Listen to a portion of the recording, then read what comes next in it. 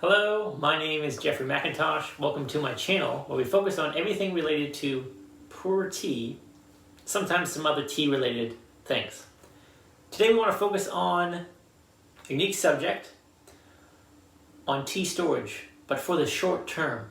Maybe some organization, tea jars, how do I keep it all organized? If you're one of the more extravagant tea enthusiasts that might have too many tea jars, and want to have a very unique way of storing your tea, brewing your tea, accessing your tea, tea jars can make that very convenient. So these are just a few things that I do on my own every few months. So every few months I pick out a few teas that I know I'm going to drink. Maybe 2 raw, 2 ripe, and then maybe 1 or 2 more expensive teas. So I have a variety of tea jars that I've collected over the years. I try to have some variety in the size, the color, the shape, so I can easily distinguish what tea did I put in which. If you have all the same, it can be a little bit more difficult. So I always break up all the tea leaves, tea cakes, with a pick. Try to avoid using your hand. This will help make sure you don't damage the leaves as much by always using a pick. Fully break up the tea cake, and then you can put them into tea jars. The reason you want to fully break up the tea cake in one sitting, one time, is because if every time you want to make a cup of tea, you go in, you break the tea cake, you might risk damaging some of it because you're just taking a small piece at a time. And also it's very time intensive to break up a tea cake every time you want to make some tea. So I found just break up a few tea cakes that you know you're going to drink in the short term, the next few months, and then put them into tea jars. So they're really easy to just take out as small pieces, put them in your teapot that I want. So convenience is a big factor. Now, pour tea shouldn't be kept in an airtight environment. And if it is, it shouldn't be kept there for too long because pour tea needs to age. So you want to make sure your tea jars are somewhat porous. Also, if you have any intention on storing pour for a very long period of time, maybe more than a year, it's still advised to keep the pour tea cake in its original cake format.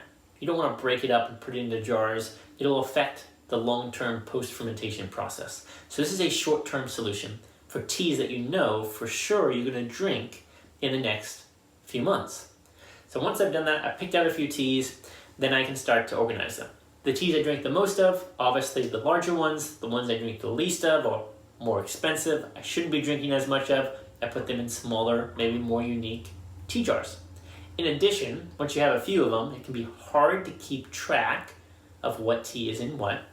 So what I do here is I actually just keep the original wrapper and I put them in the top of the tea jar so I can easily see it. What tea is in there, take a quick peek, great, I want to drink that.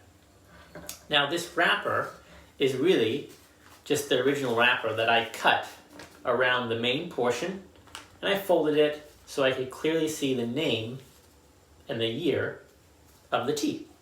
And I placed that in there. So it makes organization real easy. Now before I used to travel with tea jars, because I love the tea jar, I love the aesthetic of seeing the tea jar when I'm making tea. It's very relaxing just to have my whole tea set up. But then you have to bubble wrap it, put it in a box. You risk breaking tea jars, especially if you quite like them. If you don't wrap them correctly, maybe the tea will fall out. So I no longer travel with tea jars. Instead, I travel with like a box, a tea box.